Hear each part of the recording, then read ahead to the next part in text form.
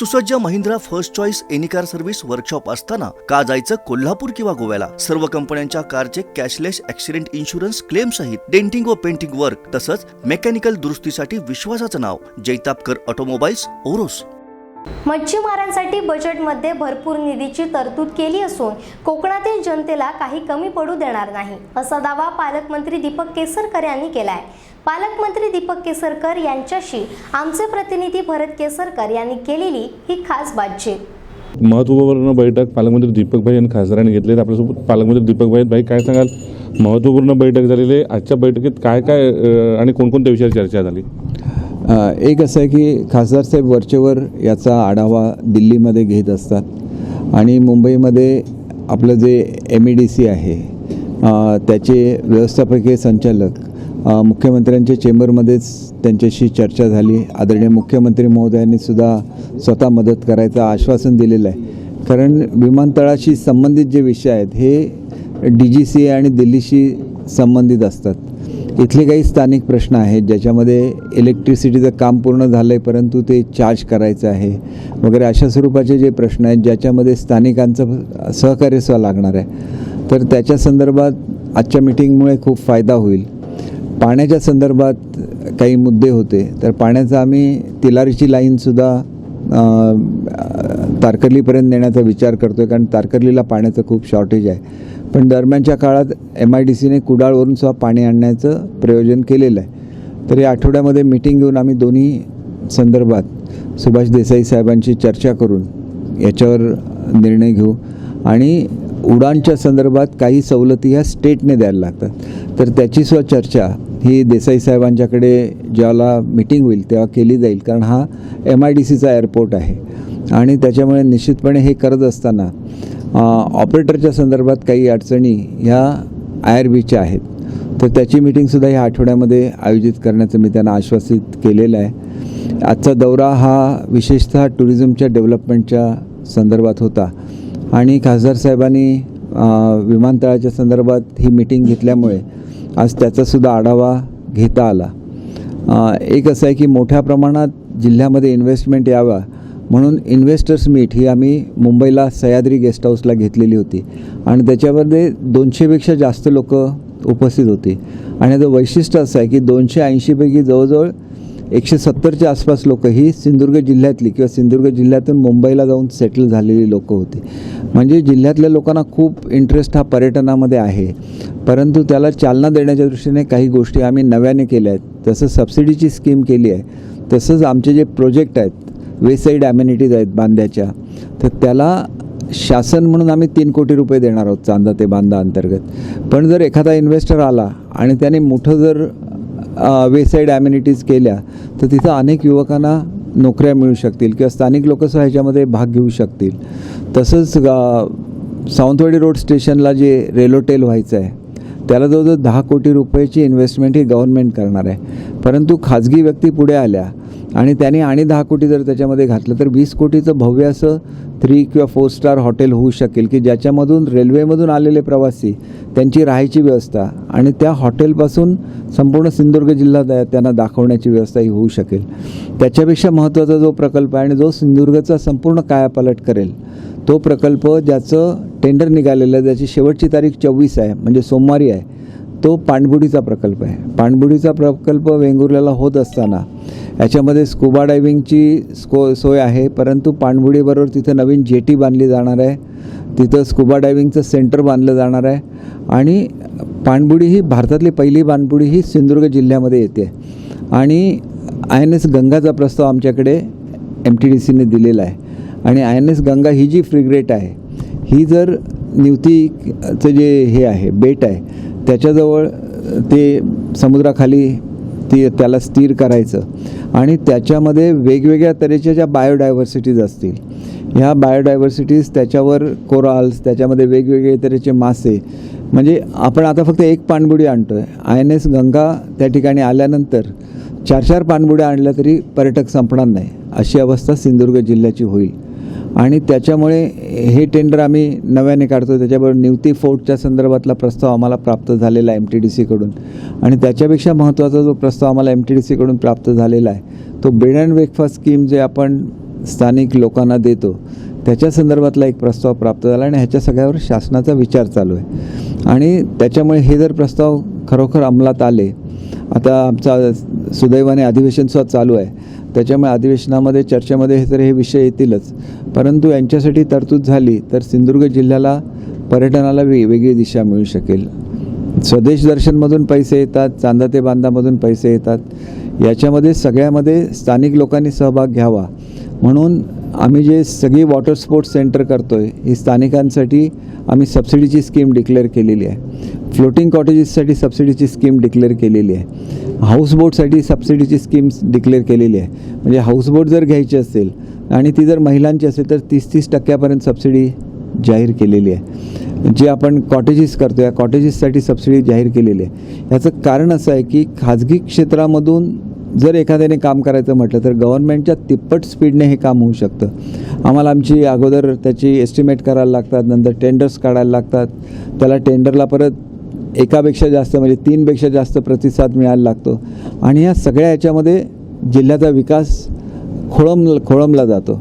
आणि म्हणून आज जे माझा विशेष दौरा होता ह्याच्यामध्ये पाणबुडीसाठी इन्व्हेस्टर्स यावे आणि म्हणून ज्या लोकांनी पाणबुडीसाठी इन्व्हेस्टमेंट करण्यामध्ये रस दाखवला, हा खूप मोठा प्रोजेक्ट आहे, 60 कोटी रुपयाचा प्रोजेक्ट आहे, तर असे इन्व्हेस्टर्स आहेत. किंवा तिलारीच्या परिसरामध्ये आज तुम्हाला माहिती आहे शासनाने नवीन धोरण जाहीर केलं आणि त्याच्याप्रमाणे इरिगेशनच्या लँड्सवर मोठे मोठे प्रकल्प टुरिझमचे उभारण्याचं आणि त्याच्यामध्ये विशेषतः तिलारी हे असं अत्यंत निसर्गरम्य असं ठिकाण आहे आणि त्या ठिकाणी जर अम्युजमेंट पार्क झालं, तिथं वॉटर पार्क झाला, तिथं स्टुडिओ झाला तरी सगळ्याला स्कोप आहे तिथं आणि आंतरराष्ट्रीय दर्जाचं पर्यटन हे सिंधुदुर्ग जिल्ह्यामध्ये त्यानिमित्ताने येऊ शकेल. जसं डिस्ने वर्ल्ड किंवा डिस्नेलँड एखाद्या ठिकाणी आल्यानंतर त्याचं पूर्ण त्या भागाचं चित्र पालटून जातं, ती ताकद ह्या प्रकल्पामध्ये आहे. त्याच्यामुळे ह्या 4-5 प्रकल्पांना आज मी भेटी ठेवलेल्या होत्या. सारंग कुलकर्णीसुद्धा माझ्याबरोबर आहेत. काही स्कुबा डायव्हिंगच्या संदर्भात काही त्यांच्या नवीन संकल्पना आहेत त्या समजून घेणं आणि जिल्ह्याच्या विकासाला पुढच्या 1-2 महिन्यात जे प्रोजेक्टला ऑलरेडी पैसे दिलेले आहेत त्याचं प्रत्यक्ष काम हे येत्या महिन्याभरामध्ये चालू करणं हा त्याच्यामागचा उद्देश आहे. आणि हे केलं तरच आपल्या युवकांना नोकऱ्या मिळू शकतील.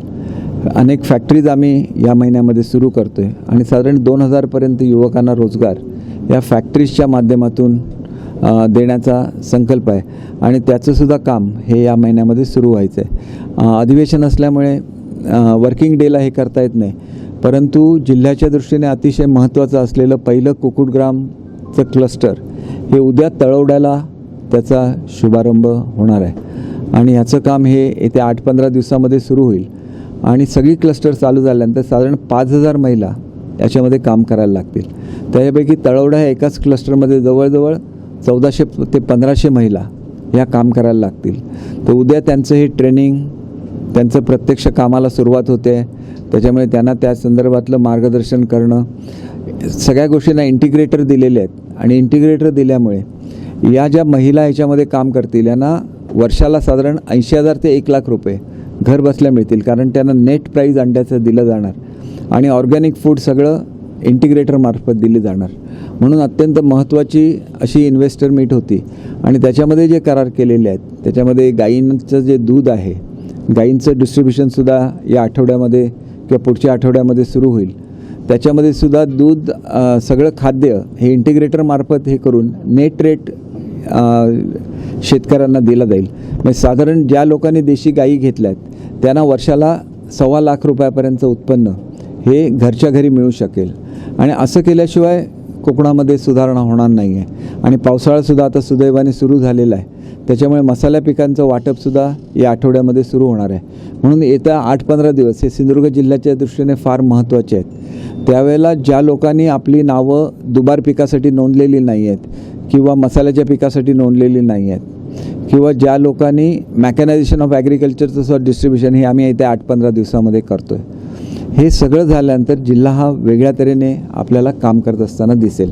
आणि म्हणून आजच्या माझ्या दौऱ्यामध्ये जसं पहिल्या दिवशी टुरिझमचं आहे तर दुसऱ्या दिवशी महिलांच्या संदर्भातले जे कार्यक्रम आहेत त्याचा तळवड्याला शुभारंभ होणार आहे. कारण प्रकाश परबांनी खूप इनिशिएटिव्ह घेतलेला होता महिलांच्या रोजगारामध्ये आणि त्याच्यामुळे सगळ्यात जास्त अर्ज हे तळवडा, होडावडा आणि ह्या परिसरातून प्राप्त झालेले आहेत. आणि त्याच्यामुळे पहिलं जे कुक्कुटग्राम होईल हे या ठिकाणी होईल आणि या कुक्कुटग्राममध्ये भाग घेणाऱ्या प्रत्येक कुटुंबाला साधारण 1 लाखाने त्यांचं उत्पन्न दरवर्षाला सुरू होईल.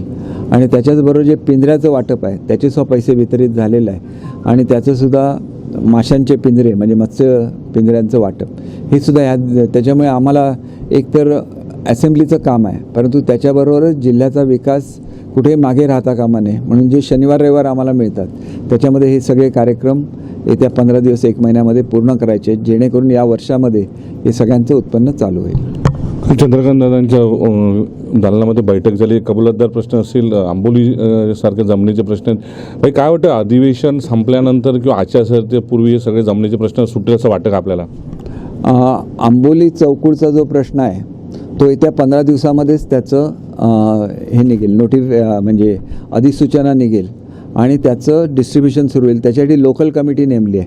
त्याच्यामुळे हा प्रश्नसुद्धा अत्यंत सुलभ, फार चांगली चर्चा झालेली आहे आणि माझी खात्री आहे की तिन्ही गावांसाठी वेगवेगळ्या GR काढण्याची आम्ही सूचना दिलेल्या आहेत आणि हे सगळं कामसुद्धा आम्ही येत्या 15 दिवसामध्ये पूर्ण करू. तर भाई 13 तारीखला गेल्या वर्षी विमान उड्डाण झालेलं होतं. 12 डिसेंबरला माल्टाचं विमान येणार होतं, परंतु आज 10 महिने लागले. नेमकं काय कारण आहे आणि डेडलाईन काय दिली यावर्षी? नेमक्या किती तारीखला विमान आता उतरू शकतं? मला वाटतं की कदाचित चतुर्थी हाच चांगला मुहूर्त असेल आणि त्याच्यामुळे चांगलं घडायच्यासाठी काही गोष्टीला विलंब लागतो. आपल्याला माहिती आहे की वीज कनेक्शन दिल्याशिवाय एअरपोर्ट सुरू होत नाही. विजेच्या संदर्भामध्ये आंदोलन झालेलं होतं म्हणून आम्ही 11 KVAची लाईन दिलेली आहे परुळ्यावरून. त्या लोकांनासुद्धा मी आवाहन करतो की त्यांनी सहकार्य करावं. 1-2 नारळाच्या झाडासाठी एवढा मोठा एअरपोर्ट अडवून ठेवणं हे योग्य होणार नाही. त्यांच्या काही मागण्या आहेत की त्याला कोटिंग करून त्या वायरना द्यावं म्हणून. त्याच्या संदर्भातल्या सूचना आजच्या बैठकीमध्ये खासदार साहेबांनी आणि मी दिलेल्या आहेत. ते पूर्ण झालं तर विमानतळ जर सुरू होईल 1-2 महिन्यामध्ये, परंतु तो निश्चितपणे गणपतीच्या पूर्वी रेग्युलर आपण ज्याला कमर्शियल फ्लाईट म्हणतो हे लँड किमान 4 दिवस अगोदर गणपतीच्या अगोदर निश्चितपणे होतील. परंतु काथ्या कारखाना जो परुळेच्या दृष्टीने महत्त्वाचा आहे त्याचं उद्घाटन आम्ही पुढच्या आठवड्यामध्ये ठेवलेलं आहे. त्याच्यामुळे ही जी इलेक्ट्रिसिटी लाईन आहे ही 1 आठवड्यामध्ये सुरू करण्याचे हे दिलेलं आहे आणि त्याच्याप्रमाणे ते काम पूर्ण करतील अशी अपेक्षा आहे. एक शेवटचा प्रश्न, तुम्ही म्हटलं होतं महामार्गावर जे काय अपघात घडतील त्याला ठेकेदाराला कारवाई करण्याचे संकेत दिलेले होते, परंतु पहिल्याच पावसात मोठा बोजबारा उडालेला आहे. कशा दृष्टीने बघता आणि काय आदेश देणार आहात का जिल्हाधिकाऱ्यांना? एक असं आहे की आम्ही आजच आलो आहे, अधिवेशन चालू होतं. सगळ्या डिपार्टमेंटची एकत्र मीटिंग घेण्याचं ठरलेलं होतं. RTO, PWD, हायवेचे कॉन्ट्रॅक्टर. तर ती मीटिंग जर इथं शक्य झाली नाही तर मुंबईला ह्या आठवड्यामध्ये घेऊन या प्रश्नाला निश्चितपणे दिशा दिली जाईल. आणि माझी खात्री आहे की मी सुद्धा पेपरमध्ये ही बातमी वाचली होती, त्याच्या संदर्भात माहितीसुद्धा प्रशासनाकडून घेतली. त्यांनी असं ॲश्युअर केलं होतं की ज्या ठिकाणी भराव आहे तिथं आम्ही मॅट्स मिळतात, ते जिओ मॅट्स आम्ही घालू म्हणून. तर या संदर्भात काय झालेलं आहे प्रत्यक्ष पाहणी केल्यानंतर समजू शकेल. परंतु खरोखर त्यांनी तसं केलेलं नसलं तर 1 आठवड्याच्यात त्यांना तसं करायला भाग पाडण्यात येईल. अधिवेशन संपल्यानंतर निवडणुकांचे पडदम वाजू लागणार आहेत. खरं तर शरद पवारांनी घोषणा केली सावंतवाडीमध्ये राष्ट्रवादी एकच उमेदवार देऊन तुमच्या विरोधात स्ट्रॉंग उमेदवार उभं करण्याचा प्रयत्न चाललेत. कणकवली मतदारसंघ जो तुमच्याकडे नाही आहे या ठिकाणी तुम्ही स्वाभिमानाला रोखण्यासाठी शिवसेना भाजप एकाच एक उमेदवार देऊन प्रयत्न करणार आहात का? एक गोष्ट अशी आहे की निवडणूक येईल त्याच्यावेळेला मी निवडणुकीबद्दल बोलेन, परंतु या बजेटमध्ये जे वैशिष्ट्य आहेत त्याच्यामध्ये 2 वैशिष्ट्य आहेत जी आपण समजून घेतली पाहिजेत. की पहिलं वैशिष्ट्य असं आहे की कुणकेश्वर आणि आंगणेवाडी जे सगळ्यात मोठ्या जत्रा इथं भरतात आणि लाखो पर्यटक या 2 स्थळावर येत असतात. एवढ्या वर्षाच्या इतिहासामध्ये थेट या दोन्ही देवस्थानांना कधीही पैसे मिळालेले नाही. ही बजेटमध्ये अनाऊन्समेंट झालेली आहे आणि ह्या दोन्ही देवस्थानकडे जाणारे रस्ते असतील, स्पेशली कुणकेश्वरची मागणी ही वळण रस्ता करण्याच्या संदर्भातले असेल, याच्यासाठी कोट्यवधी रुपयाचा खर्च येतो आणि ह्याचा प्लान करण्याची घोषणा ही ह्या बजेटमध्ये ही महत्त्वाची बाब आहे. दुसरी गोष्ट अशी आहे की ज्या शिवरामराजे भोसलेंनी शिक्षणाची गंगा सिंधुदुर्ग जिल्ह्यामध्ये आणली, स्वतःच्या राजवाड्यामध्ये त्यांनी कॉलेज सुरू केलं, स्वतःच्या राजवाड्यामध्ये हॉस्टेलमध्ये मुलं ठेवली, त्यांची आठवण आणि त्यांचं स्मृतिप्रित्यर्थ जे त्यांचं स्मारक उभारलं जाईल त्याच्यामध्ये अनेक जे गरीब विद्यार्थी असतील त्यांना हॉस्टेलच्या सुविधा देण्याची सोय करण्याचा आमचा मानस आहे. त्याचप्रमाणे जे स्मारक आदरणीय मच्छिंद्रजी कांबळी यांच्या स्मरणार्थ होईल. OBC समाजामधल्या अनेक लोकांना हॉस्टेलच्या सुविधा नाही आहेत. त्यांचं स्मारक हे केवळ स्मारकपुरतं मर्यादित न राहता त्यानिमित्ताने हॉस्टेलसारख्या अनेक विद्यार्थ्यांसाठी आवश्यक त्या सुविधा यासुद्धा त्या स्मारकामध्ये उभारल्या जातील, जेणेकरून केवळ एक नाट्यकर्मी म्हणून एखाद्या नाट्यगृहाला त्यांचं नाव देणं याच्या पलीकडे जाऊन ते सामाजिक कार्यामध्ये होते. त्यांनी लोकसभेची निवडणूक लढवलेली होती आणि आपल्या समाजाबद्दल त्यांना अत्यंत कळवळा होता. तर त्या समाजासाठी काहीतरी या निमित्ताने त्यांच्या स्मारकामधून चिरंतन असं व्हावं ही शासनाची भूमिका आहे. आणि त्याच्यामुळे या दोन गोष्टीने सिंधुदुर्गमध्ये मला वाटतं निश्चितपणे फरक पडणार आहे. आणि काजूचं जे आम्ही धोरण आणतो त्याला आम्ही प्राथमिक तरतूद 100 कोटीची केलेली आहे, परंतु कोकणाची अर्थव्यवस्था बदलण्याचं सामर्थ्य काजूमध्ये आहे आणि ते या धोरणाच्या निमित्ताने सगळ्यांना दिसेल. आणि मला असं वाटतं की अनेक गोष्टी या सिंधुदुर्ग आणि विशेषतः कोकणासाठी होत आहेत आणि त्याचं स्वागत. आणि विशेषतः मला ह्या ज्या पर्यटनाच्या 4-5 जे प्रस्ताव आहेत यांनी या संपूर्णच भागाचा कायापालट होईल असं मला वाटतं. ह्याच्यामध्ये मोठी भूमिका ही एअरपोर्टची आहे. तर एअरपोर्टच्या लोकांनी, इथल्या नागरिकांनी एकत्र येऊन हा एअरपोर्ट लवकरात लवकर सुरू होण्यासाठी सहकार्य करावं असं मी सर्वांना आवाहन करतो. आणि एक महत्त्वाची बाब जी मच्छीमारांसाठी विशेष तरतूद जे आपण लक्षात घेतलं पाहिजे, सिंधुदुर्गमधला किनारपट्टीवर कुठल्याही समाजाचा जो मनुष्य असून आणि मच्छीमारी करणारा असेल तर त्याला खूप मोठ्या अपेक्षा या शासनाकडून असतात. 90% त्यांच्या मालाची वाहतूक करण्यासाठी अनुदान देण्याचं शासनाने या बजेटमध्ये घोषित केलेलं आहे. आणि नीलक्रांती ही जी स्कीम आहे त्याच्यासाठी मोठ्या प्रमाणामध्ये तरतूद केलेली आहे. त्याच्यामुळे उद्या नवीन बोटी घेत असताना त्यांना सवलत मिळू शकेल. परंतु एक विशेष सवलत आम्ही चांदा ते बांधामधून सुद्धा गेल्या वर्षी जशी आउटबोर्ड इंजिन वाटली ह्यावर्षीच आउटबोर्ड इंजिन वाटणार आहोत. परंतु एक नवीन तरतूद आम्ही केली आहे ती विशेषतः रापणकार संघांसाठी आहे. रापणकार संघांची जी जाळी असतात ती ओढली जातात आणि त्याच्यामुळे ती जमिनीला घासली जातात आणि ती जाळी तुटतात. तर याच्यासाठी आम्ही 75% अनुदानाने त्यांना जाळी देण्याचा निर्णय घेतलेला आहे. इतर जे आहे त्या प्रत्येक लँडिंग सेंटरला आम्ही बर्फाच्या मशीन्स देतो आहे. त्याच्या ठिकाणी सूर्यकिरणावर म्हणजे सोलार ड्रायर्स देतो आहे. त्यांना पाण्याची व्यवस्था करतो आहे. अनेक वर्षामध्ये हे सगळं घडलेलं नव्हतं, ते या वर्षामध्ये घडतं आहे. ते त्याची अंमलबजावणी अधिकाऱ्यांच्याकडून करून घेणं त्या लोकांनी फार आवश्यक आहे. कोणालाही असं वाटलं की याची अंमलबजावणी होत नाही, थेट माझ्याशी ते संपर्क साधू शकतात. पालकमंत्री म्हणून मी त्यांच्या घरचा एक सदस्य आहे. मी आपल्याला सांगतो की याच्याचबरोबर जे पिंजऱ्यामधलं मत्स्यपालन आहे हे सगळं जर एकत्र केलं आणि दुसरी एक अत्यंत महत्त्वाची गोष्ट की ते टेंडरचा निघालेलं आहे जे 51 कोटी रुपयाची तरतूद आम्ही केलेली आहे. मोठ्या 6 आम्ही नौका घेतो आहे भाड्याने, ज्याच्यामध्ये 14चा स्टाफ राहणार आहे आणि त्याच्यावर 7 दिवस त्या समुद्रामध्ये राहू शकतात. 30 नॉटिकल माईल्स त्याची स्पीड आहे आणि त्याच्यावर परत इंटरसेप्टिंग एक बोट असणार जी 40 नॉटिकल माईल्सची असणार आहे. आणि त्याच्यामुळे याच्या पुढे अतिक्रमण करण्याची हिंमत ही कोणाची सिंधुदुर्ग जिल्ह्यात किंवा संपूर्ण किनारपट्टीवर होणार नाही. कोणी अतिरेकी आमच्या ह्याच्या पाण्यामधून समुद्र किनाऱ्यावर पोचू शकणार नाही. एवढ्या क्षमता ह्या नौकांमध्ये आहे.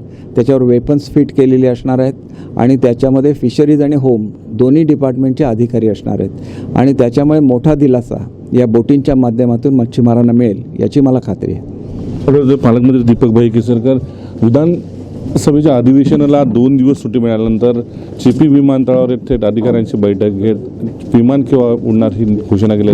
निश्चित 2 सप्टेंबर ही डेडलाईन पालकमंत्र्यांनी दिली आणि अधिकाऱ्यांसोबत एक महत्त्वपूर्ण बैठक घेतलेली पाहायला मिळते. कॅमेरामन संदेशा भरत केसरकर, सिंधुदुर्ग, चिपी.